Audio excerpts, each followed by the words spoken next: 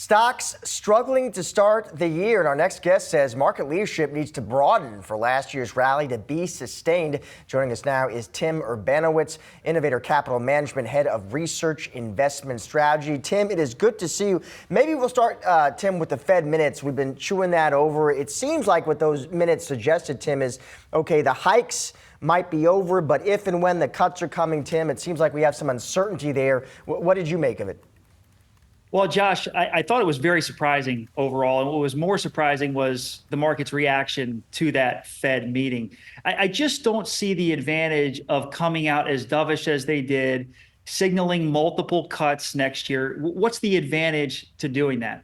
While on the flip side, I think the negatives are very, very clear. You're loosening financial conditions and ultimately making this a more challenging battle to fight in the new year. And for us to get more comfortable to safely assume that inflation is back down below 2% for the foreseeable future, we have to get more confident that wage growth is slowing. Right now, you still have the Atlanta Fed that's estimating wage growth to be north of 5%. That's right where we were at the start of 2022 and not that far off from the peak. According to our research, we need to see wage growth slow in the 2.5% to 3% range, which is going to be more consistent with that 2% inflation. So a lot of the gains that you've seen in longer duration bonds, we think it's really important to hedge those as we head into the new year, as you could very easily see a kickback up in interest rates. And so do you think that the Fed is making a mistake of tone, or do you think that they will actually make a mistake and perhaps cut before they should? Well, it remains to be seen. I think the mistake here is the signaling it to the market, because like we saw, financial conditions fell off a cliff the day of that Fed meeting. Everybody got very excited. Fed saw 3 cuts coming. Market anticipated that as 6. Still not sure I understand the math on that, but maybe there is a time this year where cutting interest rates is appropriate, but we need to see more evidence that this move down in inflation is sustained. So a lot of the conversations, Julie, that we're having with our clients right now are centered around how do we complement traditional fixed income, long duration exposure with strategies that have built-in risk management. A newer strategy that we're putting right in front of clients right now is ticker AJAN. That strategy offers a 100% downside buffer on the S&P 500 ETF over 2 years with upside exposure to the first roughly 16%.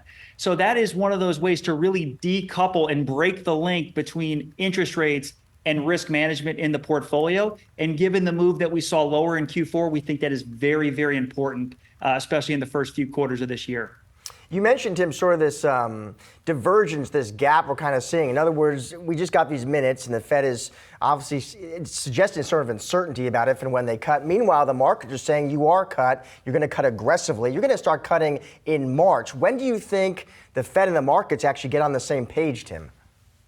Well, it remains to be seen. And quite frankly, Josh, I think the one thing that we need to keep in mind right now is that humility is the most important attribute right now above all. We've seen spurts of inflation before, but we've never seen inflation that has been triggered by a pandemic where we saw reckless government spending. We saw stimulus checks being handed out to people that were fully employed, those employers then struggling to bring people back to work. And so one of the things that we talked about in our 2024 outlook was, yeah, it's great to have a view, but there is uncertainty that is high. So more important than that view itself is finding ways to lean into the view if it plays out, but also cover your corners. And so we're seeing a lot of investors gravitate towards strategies in the defined outcome umbrella like that AJAN as a way to really help cover a lot of different bases. Because again, we don't know exactly how this is going to play out. Maybe we do see cuts earlier in the year. That's not our base view. Maybe it takes longer, but we need to prepare for multiple outcomes here.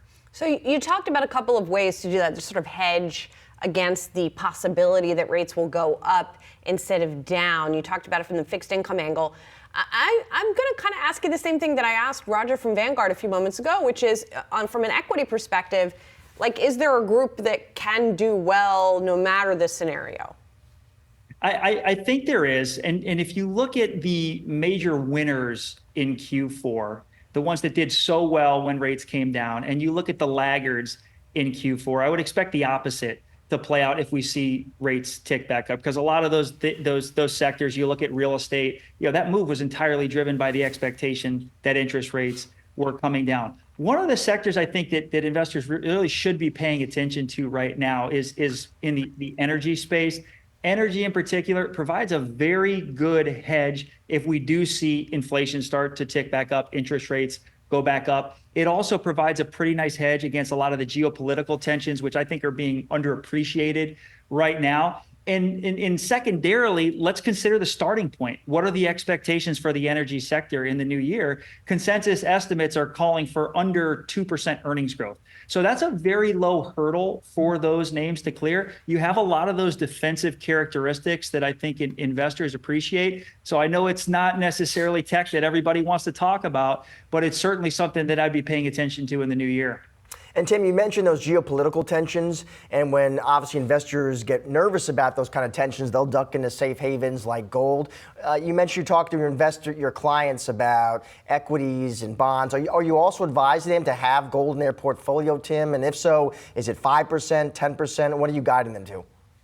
Well, it clearly has a place in an asset allocation. What we're about at Innovator is really helping our clients put more certainty around their outcomes.